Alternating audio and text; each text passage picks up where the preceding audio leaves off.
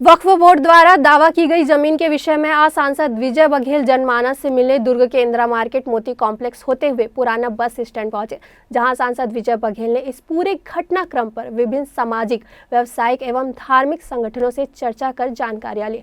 वक्फ board द्वारा दावा की गई जमीन को लेकर अपना आक्रोश व्यक्त करते हुए प्रभावित लोगों से मुलाकात की और अपना पूरे समर्थन देने की बात कही। पिछले 5 दिनों से हलचल चल रहा है।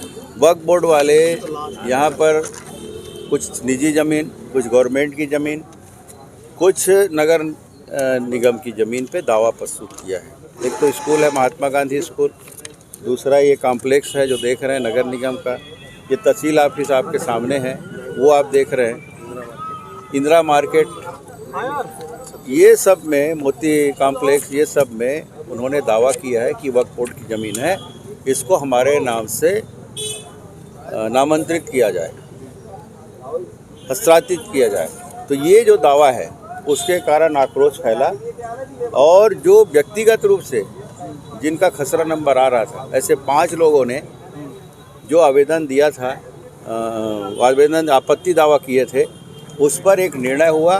कल से दबाव बना, लोग जागृत हुए, लोगों के मन में आक्रोश आया और भारतीय जनता पार्टी के लोगों के साथ में है। जब भी जनहित के बात आएंगे, जब भी किसी के साथ कुठाराघात होगा, तब भारतीय जनता पार्टी अपने पूरे ताकत के साथ जनता के साथ रहेगी। इस बात को हमारे साथियों ने प्रमाणित किया। कल भी वो लोग जब आवेदन यहाँ ले रहे थे तो तब भी थे, और कल जब तहसीलदार आवेदन लेने के लिए समय पर नहीं आई तो आक्रोश फैल रहा था। मुझे संज्ञान में लाया गया। हमारे जिला भाजपा के मंत्री ललित चंद्राकर जी ने मुझे फ़ोन किया, मैं कलेक्टर को तुरंत फिर फ़ोन किया और उन्होंने फिर व्यवस्था की और 1 घंटे 1.5-2 घंटे बाद वो तहसीलदार पहुंची टीएल बैठक में होकर के, और 9 बजे से लोग यहाँ लाइन लगाए बैठे थे और तब दबाव बना और उसके बाद 2 काउंटर लगा के उन्होंने आवेदन सबका लिया। जो प्रमाणित दस्तावेज लाए थे वो प्रमाणित साबित हुआ और जनता के दबाव में, और जो 22 तारीख को पेशी का ये समय दिए थे, लेकिन उससे पहले जो उनका निर्णय है वो खारिज कर दिया। निर्णय दिए कि वक्फ बोर्ड ने जो आवेदन दिया है उसको खारिज कर दिया। एक जीत जनता की हुई है और लोगों के हित में हुई है, उसका हम स्वागत करते हैं, धन्यवाद भी देते हैं। अब गवर्नमेंट की बात आ गई, नगर निगम की बात आएगी। महात्मा गांधी स्कूल है, नगर निगम के बहुत सारे कॉम्प्लेक्स हैं, तहसील ऑफिस है, उसके लिए अभी तक गवर्नमेंट ने क्यों आपत्ति नहीं लगाई है? जबकि गवर्नमेंट का अधिकारी जिलाधीश होता है, जिलाधीश की मुख्य भूमिका है, तो वो उस पर आपत्ति लगाए या किसी अधिकारी को अधीनस्थ करे। और नगर निगम के जो लोग हैं, यहाँ पर बैठे महापौर हैं, ये जो विधायक जी हैं, वो संज्ञान में ले और नगर निगम के अधिकारियों को आदेश दे, संपदा विभाग जो भी देख रहे हैं वो यहाँ पर आपत्ति लगाए। अभी तक वो लोग आपत्ति लगाए नहीं लगाए उसका मैं जानकारी नहीं है, लेकिन पता चला है कि वो लोग अभी तक आपत्ति नहीं लगाए। चूँकि ये पहला इश्तिहार जारी हुआ था जो इन खसराओं का था, इसलिए आए हैं। हो सकता है उनके लिए दूसरा डेट दें, लेकिन इससे पहले संज्ञान में लेना चाहिए। 5 खसरे में आवेदन आया है उनके पास वक्फ बोर्ड का, इसलिए 5 खसरा के लोग जागृत हो, नगर निगम जागृत हो, गवर्नमेंट के स्कूल है वो जागृत हो, कलेक्टर की जिम्मेदारी है, तहसील ऑफिस गवर्नमेंट की जिम्मेदारी है, जिला कलेक्टर की, तो वो लोग भी इसमें आपत्ति दें और सबको खारिज करें। संविधान में कुछ नियम लागू हुआ है जो वक्फ बोर्ड के? देखिए, संविधान में तो उनको ऐसा अधिकार दे दिया गया है जैसे ब्रह्मा की लकीर बना दी, उनको ब्रह्मा का वरदान दे दिए, और ये पूर्ववर्ती सरकार के किए हुए कृत्य हैं। 1995 में एक अमेंडमेंट हुआ, फिर 2013 में हुआ, फिर 2014 में मोदी जी आए।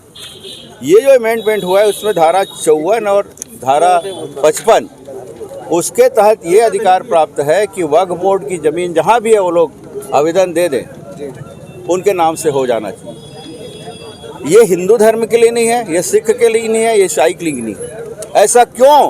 वक्फ बोर्ड को इतना बड़ा अधिकार, संवैधानिक व्यवस्था देने के पीछे पूर्व के कांग्रेस सरकार की क्या मंशा थी, ये जवाब चाहते हैं। दूसरी बात, पता नहीं कब ये जो दुर्ग है वो सैकड़ों साल से बसा, हजारों साल से बसा है। यहाँ पर एक गांव था, गांव की भूमिका थी कि तमेर पारा, आपके बनिया पारा, लुचकी तालाब, ये सब यहाँ की भौगोलिक स्थिति है और लोग यहाँ रहते हैं। 200 साल तक अंग्रेजों का राज रहा, उससे पहले मुगलों का राज रहा। मुझे ऐसा लगता है कि वक्फ बोर्ड का ये अधिकार है कि जो भी इनके वक्फ बोर्ड के लिए दान दे वो उसकी ज़मीन हो जाए।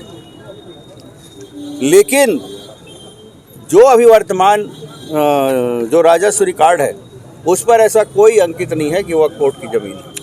हो सकता है 200 साल पहले, अंग्रेजों से पहले, जब मुगलों की साम्राज्य रहा यहाँ, उस समय कोई मुसलमान यहाँ पे अपना अधिकार जमाया, रिकॉर्ड में आया, वो वक्फ बोर्ड को ज़मीन दिए होंगे।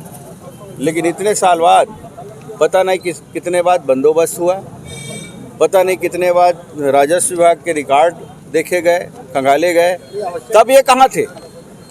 आज़ादी के 75 साल बाद ये आ गए कि वक्फ बोर्ड की ज़मीन है। ये कहाँ का न्याय है? मतलब गड़े मुर्दे को करोदने का ये प्रयास कर रहे हैं। इसलिए हम पूरी तरह चेतावनी देते हैं कि इस तरह हरकत ना करें। हमारा भिलाई दुर्ग बहुत शांति प्रिय है। हम लोग हिंदू, मुस्लिम, सिख, ईसाई मिल के यहाँ शांति व्यवस्था बना के रहते हैं और हम जनप्रतिनिधि हैं, हम जनता के साथ हैं। अगर इस तरह के हरकत किए गए, धार्मिक उन्माद फैलेगा, कल जाके यहाँ पे आंदोलन होगा, कल जाके चक्का जाम होगा, कल यहाँ पे जो अशांति फैलेगी उसका जिम्मेदार शासन प्रशासन और ये वक्फ बोर्ड के लोग होंगे।